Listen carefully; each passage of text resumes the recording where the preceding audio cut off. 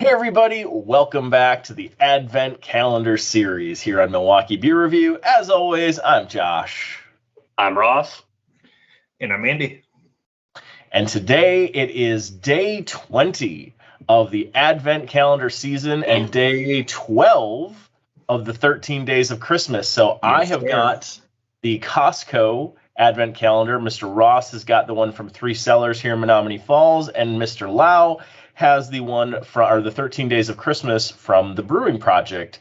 So we are going to dive right into what day 20 holds, and I can't believe we're that far into this already. We've done it every day. But, Mr. Lau, what are you drinking from the Brewing Projekt? Let's find out. Is it going to be a partridge in a pear tree?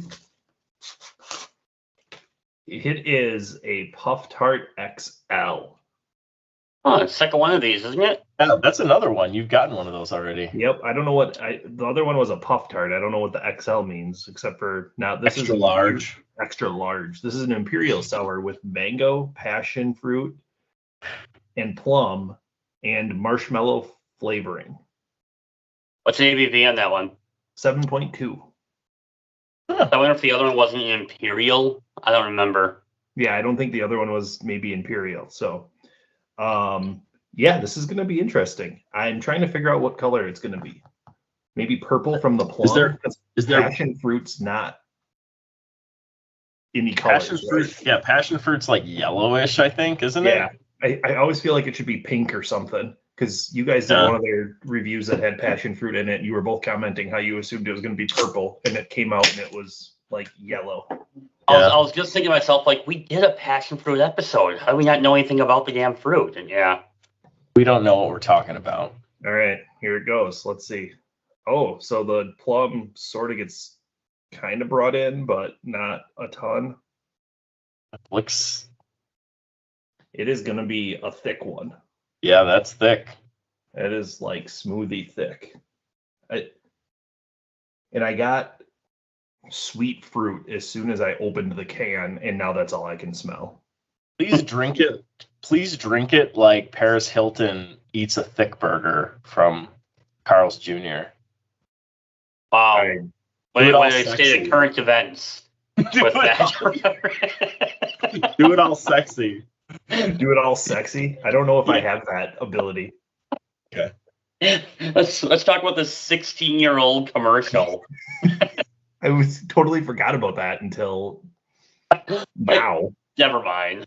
Maybe you can get Carl's Jr. to sponsor you guys. Maybe. And then you have to say brought to you by Carl's Jr. after every review. Yeah, never mind. All right. Well, I'm not picking out any. I just stuck my nose in the beer. I'm not picking out anything other than just like sweet and fruit. Maybe it's mango that I'm getting, but I can't. My nose isn't that good. So we're just gonna take a drink as sexily as I can. Sexily?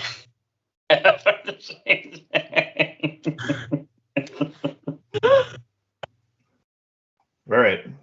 This is definitely the sweetest, I think, of the sours that they've given me. And I don't know if that's just the fruit combination with that marshmallow. I mean, blackberry is usually tart, so I think that's what kind of maybe the change up here is there's no blackberry in there. But yeah, it tastes very sweet. It is very thick. I mean, you can just tell by the glass. Uh-huh.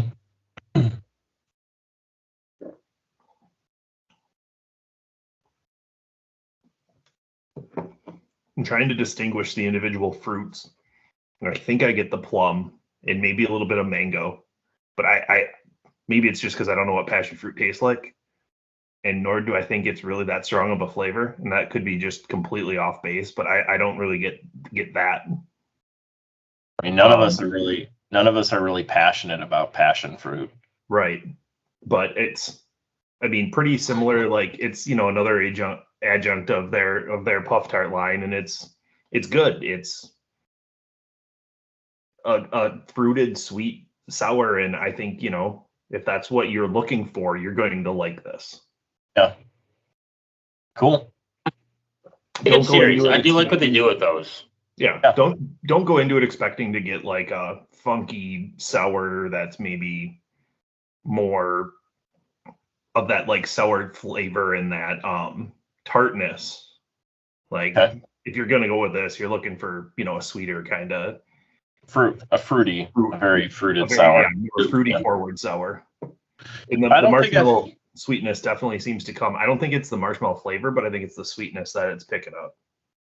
I don't think I've had Puff Tart before. I know I've seen it. I don't think I've had one, or I've had the chance to try one. But I've had a couple. They're good. Yeah. But it also depends on what adjuncts and what flavorings of throw in. I mean, it's saying you like Puff Tart beers is like, it's not really saying much because it's all depending on the adjuncts. Yeah. I can tell you, like, every time I go into their tap room here, I see these up there on however often that they're up there, and I've never ordered one. Now, having them in this calendar, I think I'd order one on occasion. Yes. But I still think I would steer towards some of their different IPAs and or hazy IPAs. That's just kind of more my style, and I think that's kind of reflected in where I'd rank these things. I think, still my favorite was that IPA with oats in it. That was delicious. Oh yeah, was it the Slumbering Giants one or? Yeah. That's I think the top of my list for the pack so far. But these are all good. They all kind of fit in. They're all kind of a separate category though too. Yep. So, gentlemen, good stuff. Cheers. You've got one more to go. Yep. We've got 5. So let's dive into beer number 20. So this is actually in the Costco Advent Calendar. This is beer number 20. I do have one more that's out of order, I think, coming tomorrow. But let's dive right back in to the generality that is Costco with yet another Helles Lager, folks. It is a Helles Lager. This one says since 1680. It says Mein große Liebe, which Jen says that means in German my big love. My great love, she says. I would translate this to my gross beer. That's honestly what I think it says. It is a Helles beer, comes in at 5.1%, and brewed by the same people, probably the same beer. Let's get this thing cracked open. I'm going to guess it's going to be a nice light golden lager. I've got the fancy Germanfest Stein tonight. There we go. So this will not fill the entire Stein, thank God. If this is being advertised as a Helles Lager Advent Calendar pack, would you have purchased it? No. No, I would not have. Pretty light, clear, some decent carbonation bubbles in there. Not a lot of head, although that could be how large this Stein is with a 16.9 ounce beer. Little nose on it. Smells like every frickin' one, guys. Let's try it. Go after it. He's done. Helles Lager. On to you, Ross. I guess that's about all you can say. I'm excited about this one. So this one comes from a brewery I think I've grown quite fond of recently. I'd say over the last year, but it's from Untappd. It is Cinnamon Gold Stout. Cinnamon Roll Gold Stout. So I've had quite a few of the pastry, desserty stouts from them. They're all really good. For those who don't know, Untappd is out of Milwaukee, and this one comes in at 8%. I like the amount of Christmassy type beers that you've been getting in your variety pack. Oh, let's get this in. So not as dark as you would think of from a stout, but given it's a pastry stout, it's not shocking. It's a little more transparent on the pour. Isn't it called a golden stout? It kind of has. It does say gold stout. I guess that's what that would be. It has kind of a cinnamon roll looking color to it. It does. It does. Oh yeah, I just saw the gold stout thing in there, and I just ignored the word gold. I'm like, cool, gold. You didn't really think anything of it, but yeah, it does actually have that kind of tint to it on the nose. Definitely get that cinnamon. You actually do get a little bit of like what would be like the icing on it. There's like a nice like sweetness to that you're getting. It would be like that frosting. It actually shockingly smells very similar to a cinnamon roll. I mean, I'm actually quite impressed with that. So, all right, let's try it. Cheers. Cheers.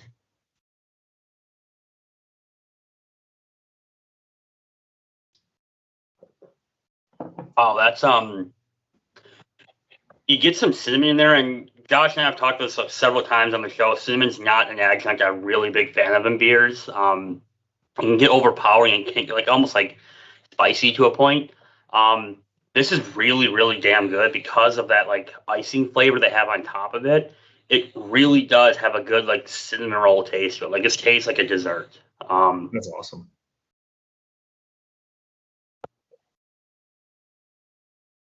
Yeah, that's really good.